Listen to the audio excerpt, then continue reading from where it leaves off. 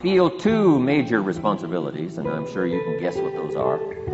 Number one is to make sure you get your money's worth. Right, when you shell out your cash, especially these days, you want to make sure you get full value for the money you spend. And I know the tab for the seminar was not that much. Pretty modest fee to get in. Most of you, your tips for the week, right? So it wasn't that much, but I want you to be able to say when you walk out of here today, it was worth my money. But my biggest responsibility is to make sure you get your time's worth. And the reason I say that is because time is more valuable than money. In fact, you might start your notes with that. Time is more valuable than money. You can get more money, but unfortunately you can't get more time. If somebody asks you to spend your money, that's pretty easy, right? We live in America. We're wealthy. So the money's not the problem. But what if somebody asks you to spend a day? Right? You got to think that over carefully. And I know you did. I wouldn't waste one of my days, not for anybody, not for anything. Once I understood how valuable they were, I don't waste any. But to make an investment like today of your money and your time, I appreciate that. Today's going to be costly for me. It's going to cost me one of my days to be here. Right? And some money, of course. But, I don't need the money. I take the money, but I don't need the money. But guess what I do need? The time. So I'm here not to just joke with you. I'm here not to just tell some funny stories and give a performance and walk away. I'm here to give you some value, and I want to make it worth your time. I'm going to invest a day. You're going to invest a day. Let's get the most out of it and see what we can walk away with today. Anyway, for you that have not seen me before, just very briefly, let me just tell you my story. I grew up in Idaho, farm country, southwest corner of Idaho. In fact, my father still lives on the old homestead where I grew up. He'll be 89 his next birthday, still hasn't retired. I'm proud of my dad. He's never been ill. He's really something. I'm trying to get him to retire this year, 88. I'm telling my father, what a good year to retire when you're 88. And he says, hey, talk to me in 10 years, right? I might be ready. But anyway, I went to high school. I graduated. I went to college 1 year. Halfway through my second year of college, I decided I was smart enough, so I quit. One of my major mistakes. I should have stayed in school. But I thought, heck, I'm smart enough to get a job. That's what life's all about, right? Get a job, pay your bills, work hard, stay out of trouble, keep your fingers crossed, hope for the best. And I figured I was at least prepared to do that. So I quit college and went to work. A little while later, got married, got my little family going, and I'm out there doing what I thought was the best I could. But about age 25, I'm starting to struggle. I've purchased a little more than I can conveniently pay for on time. And the creditors are starting to call saying, hey, you told us the check was in the mail. What's the deal? And I'm getting embarrassed by that. I'm also embarrassed, big mouth me, with all the fancy promises I made to get married. I'm way behind on those promises. And I'm getting discouraged, wondering what to do. And I thought, well, maybe I should go back to school. Right? 1 year of college, pretty short on an application. But, tough to go back to school, right? Especially when you got your family going. Time to stay is when you're there. So I discounted that. I thought, well, if I, had my own business, that would be the way to go. But, I'm short on money. Too much month at the end of the money. If you've ever been there, that's where I was, age 25. So I had to discount that, and I'm discouraged, wondering, where do I go from here? And then the miracle happened for me. Good fortune came my way. And who can explain good fortune? I don't know. Remarkable things that happen to you at a particular time. Sometimes it's just unexplainable how those things happen. One of my friends says, well, hey, things don't just happen. Things happen just. Another good note for your notes. Things don't just happen. Things happen just. And maybe that's it. I don't know. I'm an amateur on life, I guess like most of us are, trying to figure it out, how to make it valuable. But I was ready. And my good fortune was, at age 25, I met a very wealthy man. His name was Mr. Schoaf, Mr. Earl Schoaf. A friend of mine had gone to work for him, and he started telling me about this man. He said, "You got to meet this man I've gone to work for. He's wealthy, but he's easy to talk to. And he's got a unique philosophy of life." And the more he kept talking about this man, I thought, well, I've got to meet this man. So sure enough, shortly after that, I had a chance to meet this remarkable wealthy man, and I was impressed. He was wealthy. Sure enough, he was easy to talk to. I was so intrigued. Within a few minutes, I said to myself, if I could be like him, farm boy from Idaho, if I could be like him, I'd give anything. And then I thought, if I could just get around somebody like him, and if he would teach me what to do, I would be willing to learn. I'm coachable. And that was my good fortune. A few months later, this wealthy man that I met, Mr. Schoaf, took a liking to me, hired me, gave me a job. I went to work for him. And I spent the next 5 years in his employ. And then, unfortunately, he died at the end of that period, at age 49. His last 5 years, but the first 5 years of my new life, I got to spend with this remarkable man. And my dream came true. He coached me. He taught me. He taught me the books to read. He taught me the disciplines. He taught me the changes to make in my language and personality.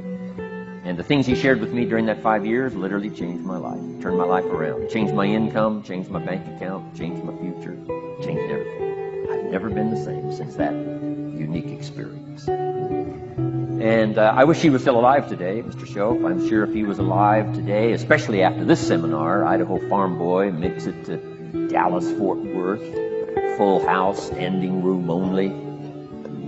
Pretty awesome. I'm sure if he was alive, I'd be calling him today saying, "You won't believe what's happening to me. I've had a chance now to share with other people what you shared with me."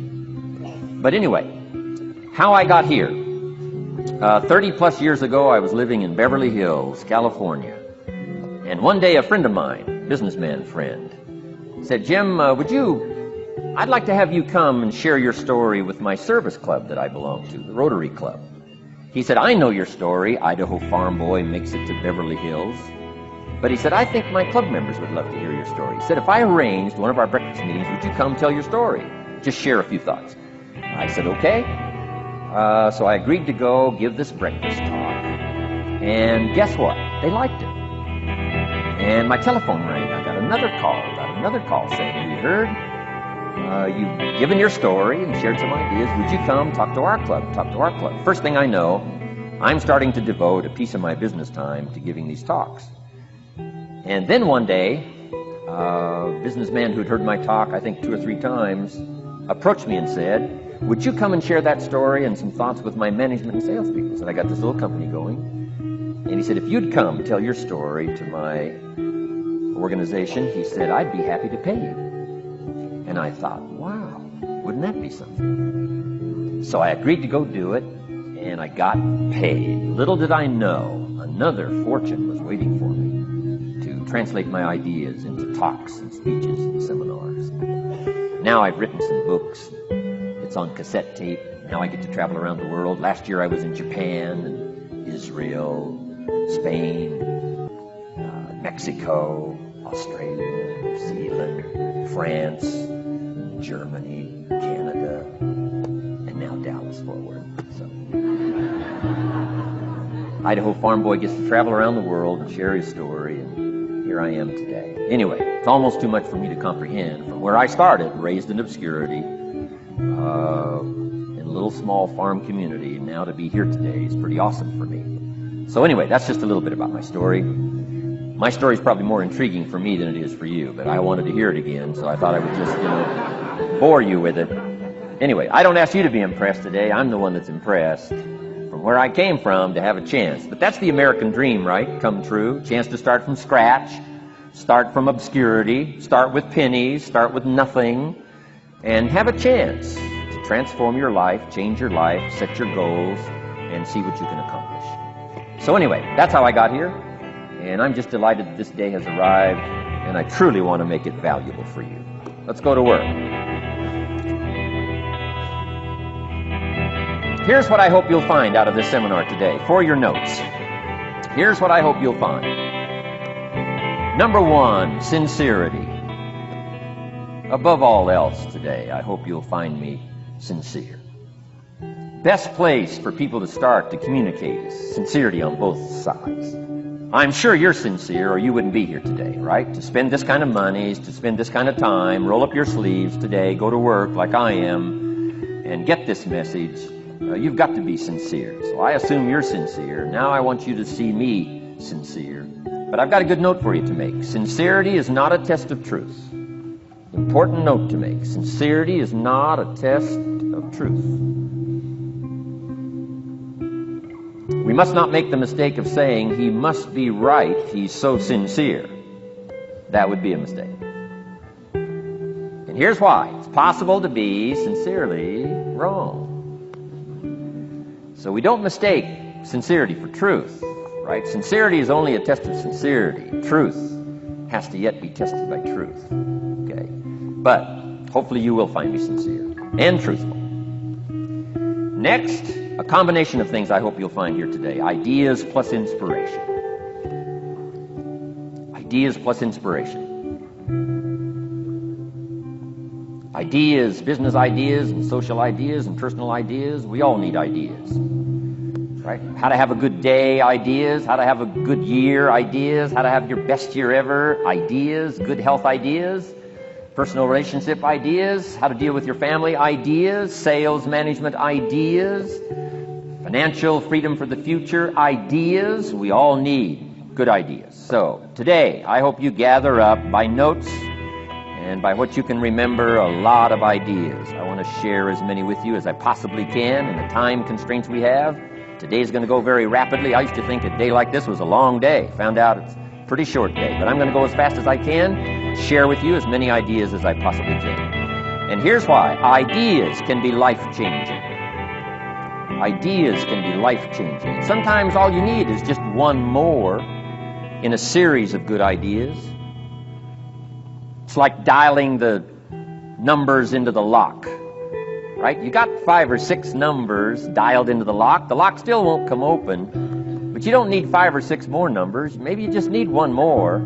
And maybe a seminar like this could do it. A sermon could do it. The lyrics from a song could do it. The dialogue from a movie could do it. Conversation with a friend might do it. That one last piece you need, number. Dial it into the lock, that's it. The lock comes open, there's the door for you to walk through. And maybe this seminar today could furnish that for you. One more idea. I know you've come with a lot already. Sometimes we get the impression, I used to have that I only had this much going for me and I needed this much. Usually not true. And I'm sure not true of this audience, where I find you today, as well-dressed as you look today. You know, as fine as you are sitting here today, it isn't that, you've got this much going for you and you need this much. I would assume you've got this much going for you and maybe all you need is just a few more thoughts, ideas, to furnish you some ways and means to turn your life into the dream you want it to be. So, ideas. The seminar is going to be loaded with ideas. I want you to take good notes. But here's what else I hope you'll find here today, and that is inspiration. And who knows the mystery of inspiration? Why some people are inspired and some are not? You were inspired to get here. Some were not. Who knows the mystery of that? I don't know. How come you made it? The rest of them didn't make it. We don't know what that mystery is. Some people turned it down. Some people said it costs too much. Some people said it's going to take too much time. Some people are too busy, right? A lot of different excuses why some are inspired to take advantage of something that comes to town. Others pass it up.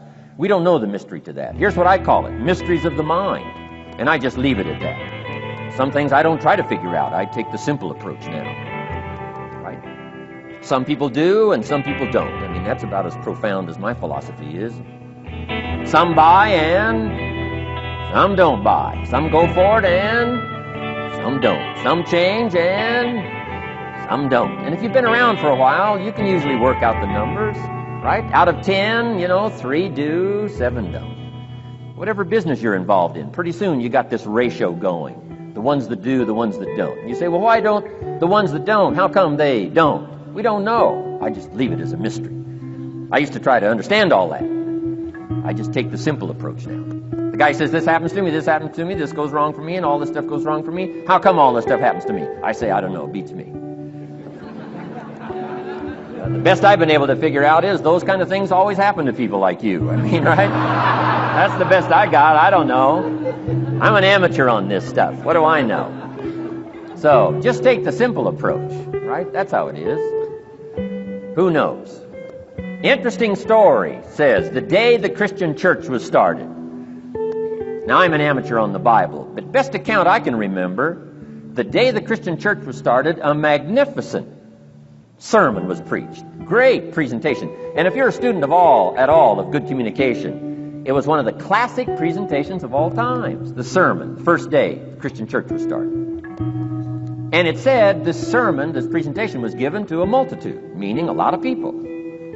But it was interesting, as the account gives us, the record, it says, when the sermon was finished, there was a variety of reaction to the same sermon. Isn't that fascinating? I find it fascinating. It said some that heard this presentation were perplexed. And I read the presentation, it sounded pretty straightforward to me. I said, why would somebody be perplexed with a good, sincere, straightforward presentation? Best answer I've got. They are the perplexed. I mean, what other explanation is there? It doesn't matter who's preaching. Right? It said some that heard this presentation mocked and laughed, made fun of the presentation. I thought, hey, this looks pretty sincere to me. If you give a sincere, honest presentation, why would somebody mock and laugh? Easy explanation. They are the mockers and the laughers. What else would you expect them to do? Right? I used to try to straighten all that out. Say, well, they shouldn't do that. I don't do that anymore. I've got peace of mind now. I can sleep like a baby, not try to straighten all this stuff out. I used to be so naive. I used to say, well, liars shouldn't lie. See, how naive can you be? Of course they're supposed to lie. That's why we call them liars. They lie. They lie. So I don't straighten this stuff out anymore. Anyway, it said some that heard this magnificent presentation didn't know what was going on. And they're usually easy to spot. They're usually saying, what's going on, right? I mean, they don't know what's going on. But interesting, right? A variety of reaction to the same sincere, honest presentation. Now, it also says, in wrapping it up, some that heard the presentation believed. And I think that's who the speaker was looking for, the believers. Interesting. Now, it said the number of believers was about 3,000. So, pretty good first day. 3,000. I've had some first days, but I never had 3,000. But anyway, 3,000 were believers. And the speaker was looking for the believers out of this multitude. And that's about as close as we can come to understanding the mystery. Some believe, and some mock, and some laugh, and some are perplexed, and some don't know what's going on. And you just have to leave it that way. Why? Because that's the way it's going to be. The way to be brilliant is to find out how it's going to be and then say, here's how it should be. I mean, that's how you become brilliant. So, anyway, who knows the mystery? I call it mysteries of the mind. We don't understand. But I don't try to change it anymore. On this particular story, as far as we know, they didn't have classes after the presentation to try to de-perplex the perplexed. I mean, as far as we know, they left them perplexed. They left the mockers mocking. They let the laughers laugh. I mean, they didn't come back and try to straighten all this out. You say, well, how can you build a church? Well, make another presentation, and you'll get some believers and some mockers and some laughers and some who don't know what's going on. So that's about the best we can do. So, but I'm glad I've got the believers here today. You believed enough to shell out your cash and part with your time and some of your effort and energy, and I appreciate that. So, hopefully you'll find some inspiration here today. All right? To get the most out of today, a couple more notes. Number one, be thankful. That's a good way to capture the most of a day like this. Be thankful for what you already have.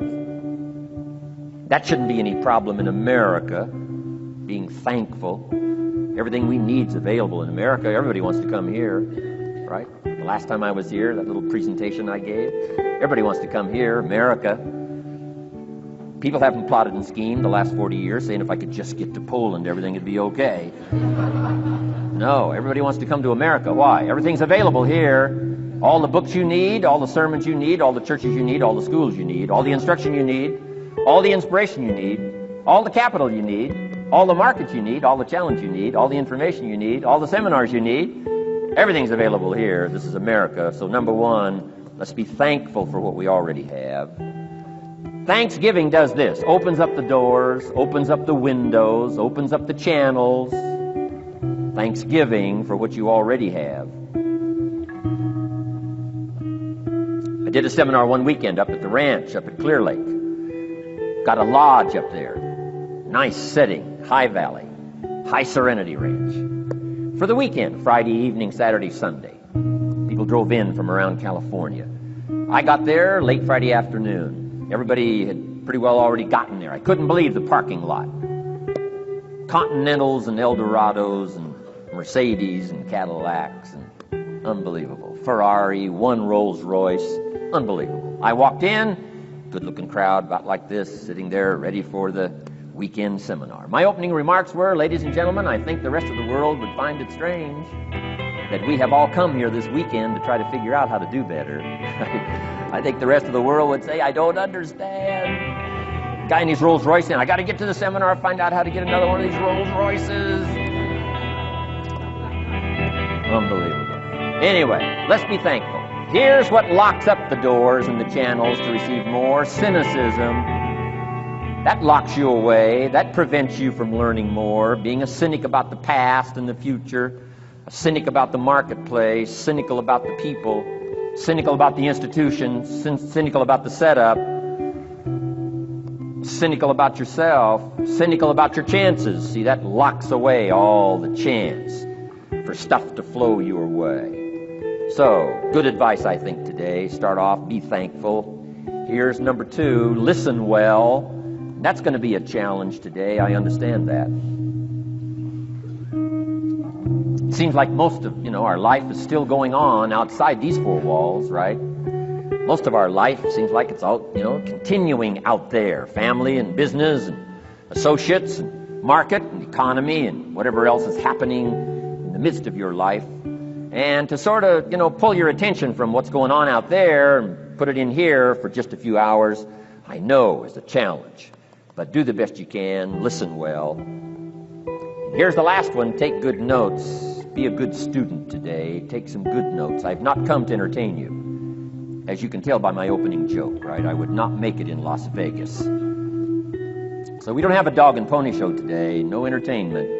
But I do have some ideas. Take some good notes. Somebody showed me the other day notes that they took about 21 years ago, attending one of my seminars out in Los Angeles. He said, I still use these notes I took 21 years ago to help me in my business, relationship with my family. So I'd like to have these notes that you take today become that valuable for you. Then it would be worth me making the investment to come and spend a portion of my life, my time, my energy here. And I want this investment I'm making here today to pay off. And one of the ways it can pay off for me is for you to take good notes and then go away and use whatever makes sense. Because what I feast on coming back around is the stories out of this audience today. Sure enough, 6 weeks from now, 6 months from now, 6 years from now, somebody's going to, by phone, by letter, by personal contact, walk up to me and say, the things you shared that day got me thinking. And I started making some changes. And let me tell you what's happened to my business. Let me tell you what's happened to my sales career. Let me tell you what's happened to my relationship with my family. See, that'll make it worth it for me. Not the money, the return. Something you can't buy with money. If somebody says, thank you for touching my life and taking the time to make the investment. And that's what I'm all about. So if you'll become a good student today. And here's the last note. Don't be a follower, be a student. You'll be happy to know today we haven't come seeking disciples. We've got no movement for you to join. I'm just here to share some of my experiences, good ideas best I can. But I think that's good advice. Don't be a follower, be a student, right? Take advice but not orders. Take information, but don't let somebody, order your life. Make sure what you do is the product of your own conclusion. Excellent note to make. Make sure what you do is the product of your own conclusion.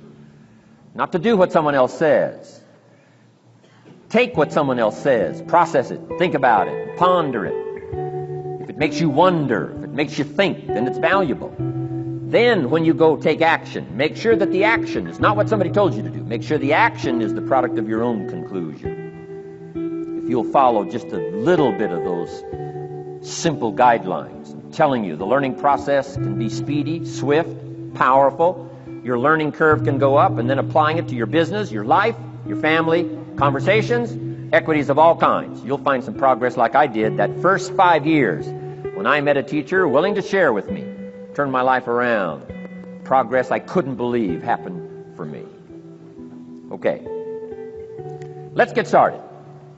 I want to review, I was here last time and we talked about the 5 major pieces to the life puzzle.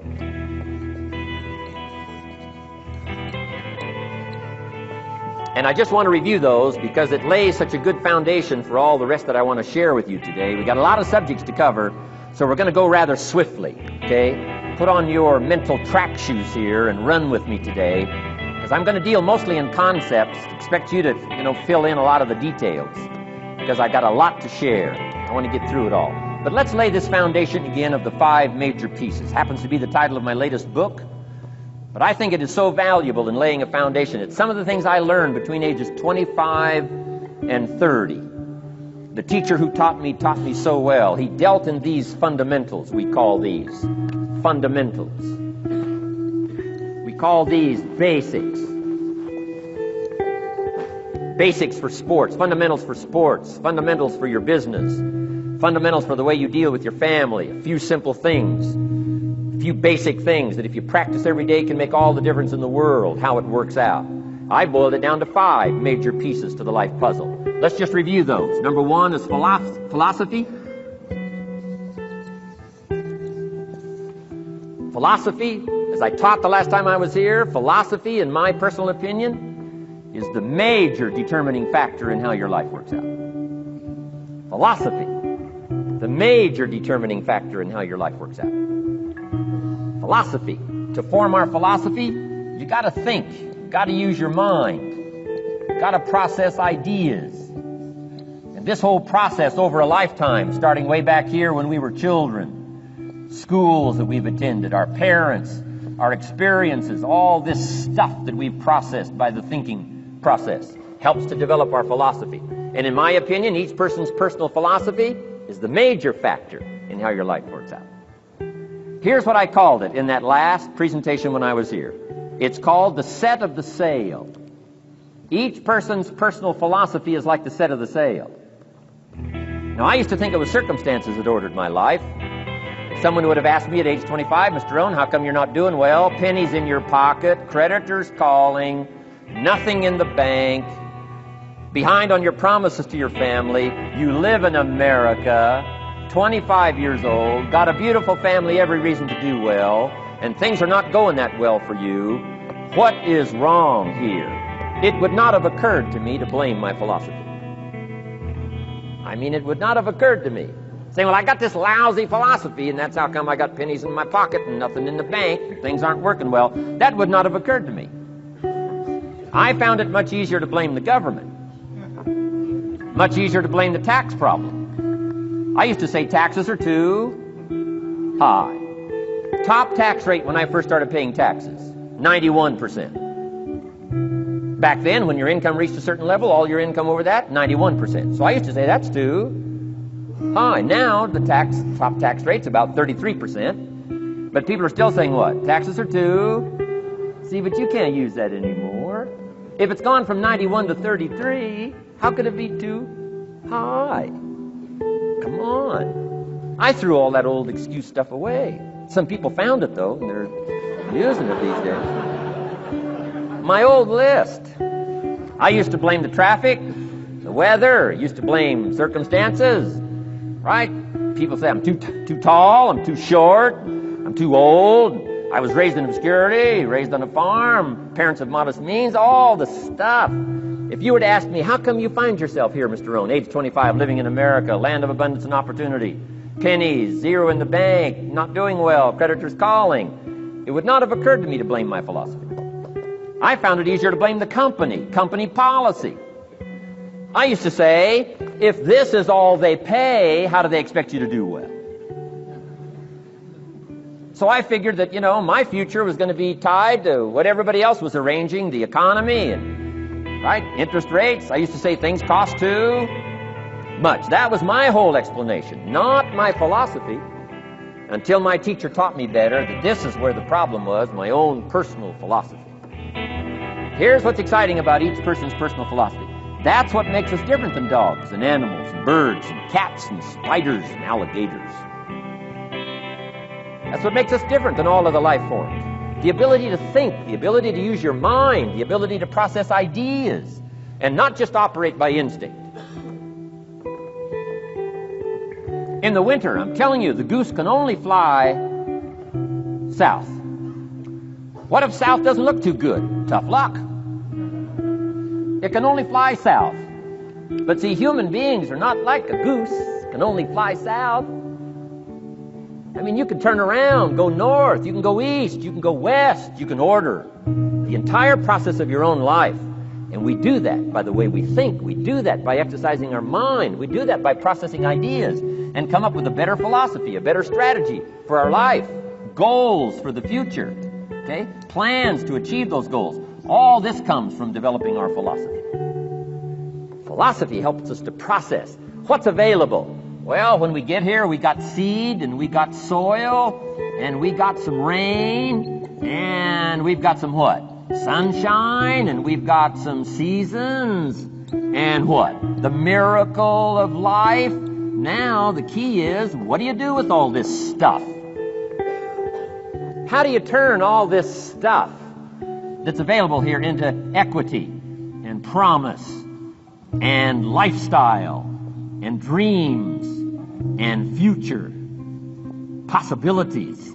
All of this that's possible now with human beings, how do you take all this stuff and turn it into this equities and values? Well, it starts with philosophy. What is the seed? What is the soil? What is the sunshine? What is the rain?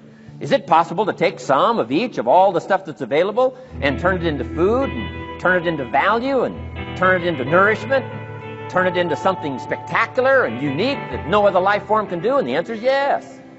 But you cannot deal with all this stuff and what to do with it unless you start refining your philosophy. Think, use your mind, come up with ideas, and strengthen your philosophy. So the seed and the soil and the rain and the sunshine, this is called, the economy and the banks and the money and the schools and everything that's available out there, processing information, what to do with all that, and turn it into equity and value. That is the major challenge of life, my personal opinion. So each person's personal philosophy now is going to determine what you're going to do with seed and soil and sunshine and rain and miracle, the change of seasons. That's it. My personal opinion. Each person's personal philosophy is like the set of the sail. That's what this seminar is for today. Help you to trim a better sail. You don't need a better economy. You don't need better seed and soil. In fact, when it comes to seed and soil and rain and sunshine and seasons and the miracle of life, that's all you got. Now, what if you blame this stuff? Then you're blaming all you got. If you blame the economy, and you blame the schools, and you blame the teachers, and you blame the sermons and the preachers, and you blame, the marketplace, and you blame the company and company policy, what else is there?